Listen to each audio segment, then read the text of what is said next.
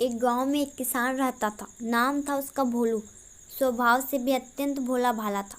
उसके पड़ोस में राजगायक तेज सिंह रहता था। वह था तो भोलू का हम उम्र, लेकिन राजगायक होने के घमंड में भोलू से दोस्ती नहीं रखता था। वह नित्य प्रति सुबह सुबह गाने का अभ्यास किया करता था। भोलू के कानों में जब उसके सुरीले गानों के बोल पड़ते तो उसका दिल करता कि वह भी गाए, लेकिन उसे गाना आता नहीं था। एक दिन उसने सोचा, क्यों ना मैं तेज सिंह से गाना सीख लूं। जब भी मैं उदास होऊंगा गाना गाकर मन बहला लिया करूंगा। यह सोचकर वह तेज सिंह के पास गया। बोला, भाई तुम बहुत अच्छा गाते हो, मैं भी गाना सीखना चाहता हूँ। क्या तुम मुझे गाना सिखाओगे? तेज सिंह उसका मजाक उड़ाते हुए बोला, अच्छा तो तुम एक मामूली किसान होकर गाना सीखना चाहते हो? भोलू उसका व्यंग समझ नहीं पाया। बोला, हाँ भाई, गाना सीखने की मेरी तमन्ना है, कृपया मुझे सिखा दो।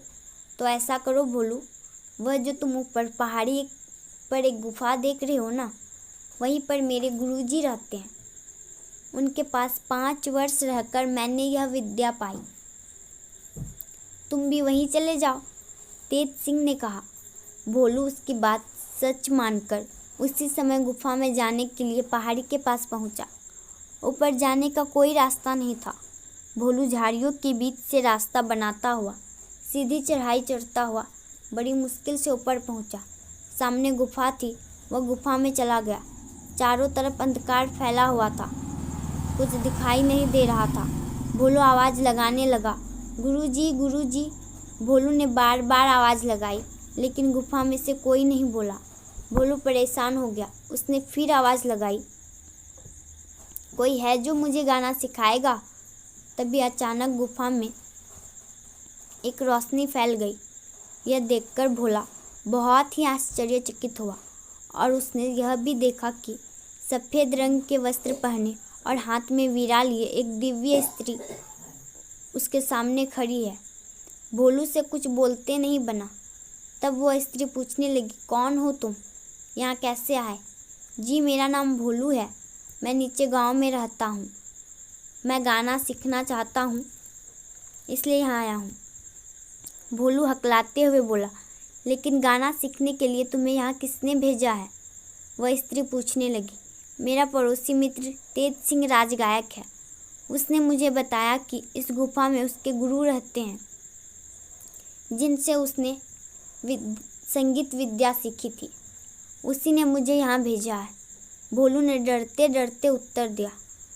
वह स्त्री बोली, अच्छा, तुम्हारे मित्र ने तुम्हें गाना सीखने के लिए यहाँ भेजा है? जी हाँ, लेकिन आप कौन हैं? गुरुजी कहाँ हैं? हिम्मत जुटाकर भोलू ने पूछा। तुम मुझे ही अपना गुरु समझ लो, मैं तुम्हें गाना सिखाऊंगी। वह स्त्री बोली, तो आप संगीत की देवी हैं, मेरा प्रणाम स्वीकार करें। ऐसा कहकर भोलू उस स्त्री के चरणों में झुक गया। देवी ने उसे आशीर्वाद दिया। फिर भोलू को लेकर अंदर एक विशाल कक्ष में जा पहुंची। वहाँ बहुत से व्यक्ति बैठे हुए थे।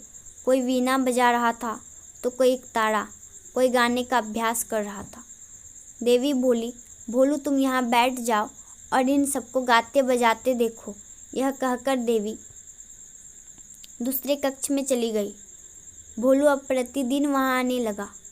गुफा में पहुँचते ही देवी उपस्थित हो जाती और भोलू को संगीत कक्ष में ले जाती। इस तरह 1 महीना बीत गया। अगले दिन जब भोलू गुफा में आया तो देवी भोलू के सिर पर हाथ रखकर बोली, भोलू तुम्हारी शिक्षा पूरी हुई, अब तुम बहुत अच्छे गायक बन गए हो, अब तुम्हें यहाँ आने की कोई ज़रूरत नहीं।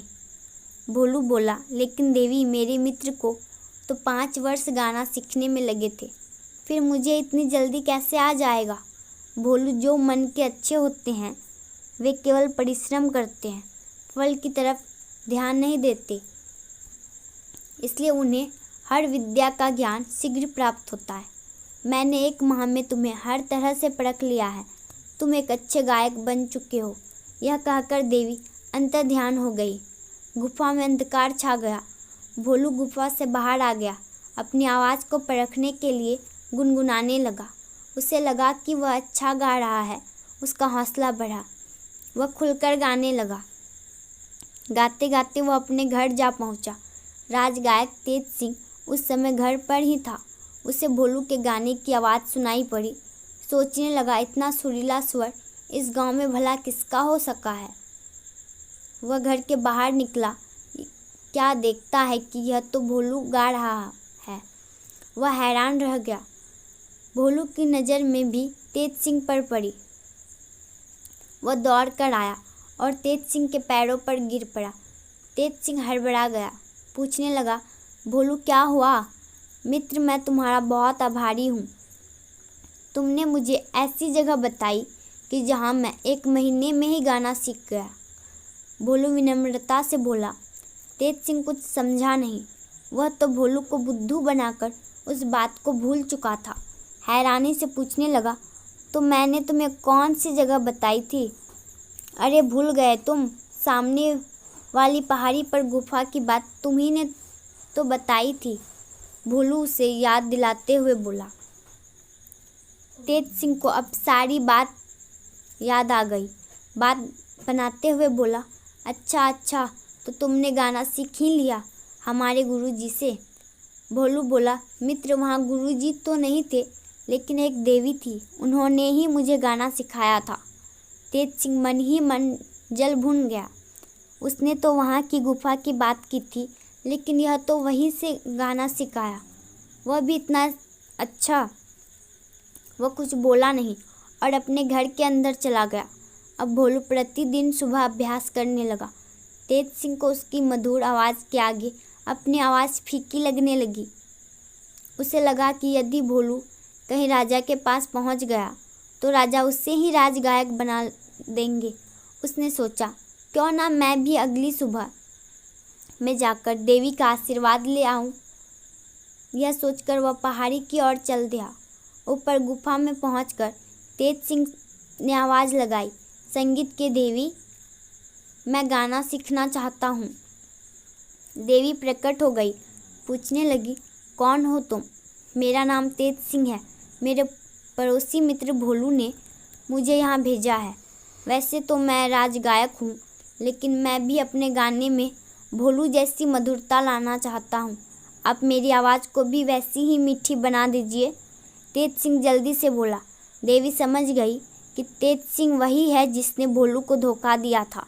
वह बोली, तेज सिंह, तुम्हारी आवाज़ में तो भोलू जैसी मिठास आ ही नहीं सकती। तुम्हारे मन में तो छल कपट भरा हुआ है। मन साफ हो तभी आवाज़ भी मधुर होती है।